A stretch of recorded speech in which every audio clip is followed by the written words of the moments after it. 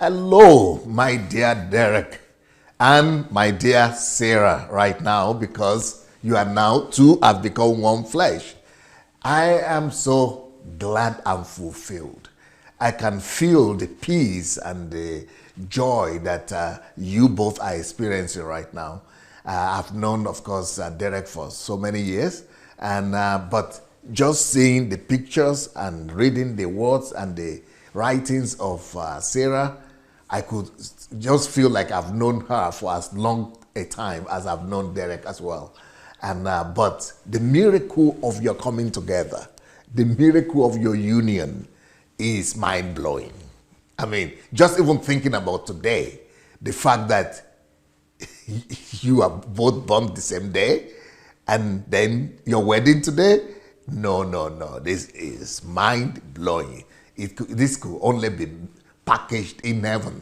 Only God could put this together. I mean, I've never seen anything. I've done so many weddings in my life, but I've never seen one quite like this. So you are a match made in heaven. And now, my own piece of advice to you, and Derek knows that I have a whole series of teachings on marriage, family, and I will really, appreciate you people to go listen. That would be a great support to you. But besides that, Jesus went to a wedding in John chapter 2, right? He went to a wedding.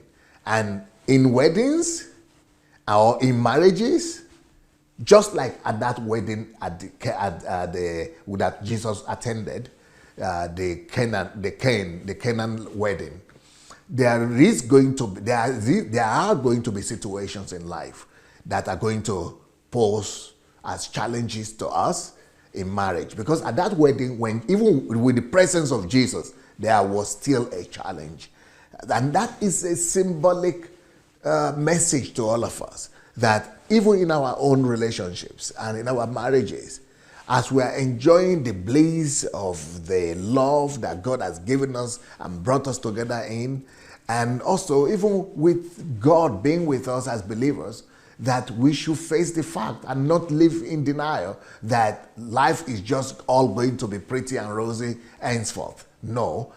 Even with the presence of Jesus in the wedding ceremony, there was a challenge. So talk less of a life of 25 years or 50 years together or 70 years together, you're going to face some challenges as well. But in that same scenario, in that same story of Jesus attending the wedding, we could also see Jesus and God telling us about the way out. Whenever in our marriages and our relationships we run into a situation that there is a way out. Because when those people in that marriage ran into their challenge, the elderly that is there, the mother of Jesus, gave them the right advice and said, go to him. Go and help him.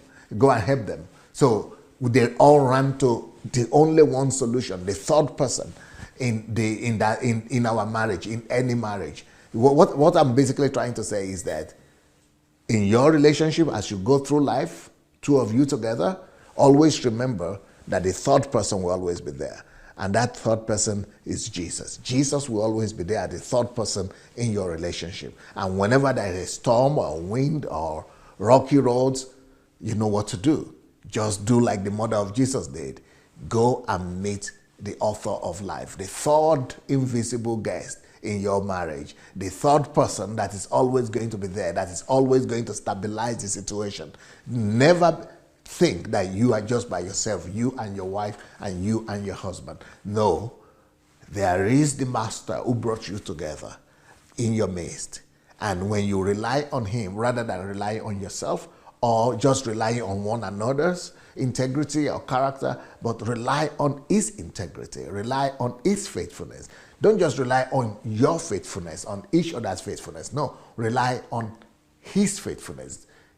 Put your faith more in his faithfulness, in his understanding. If you will always be in partnership with him like that, on daily basis, that he's there with you. You got your husband this way, you got Jesus this way, you got your wife this way, you got Jesus this way, and you are always walking with him hand in hand, arm in arm, and asking and seeking for his wisdom.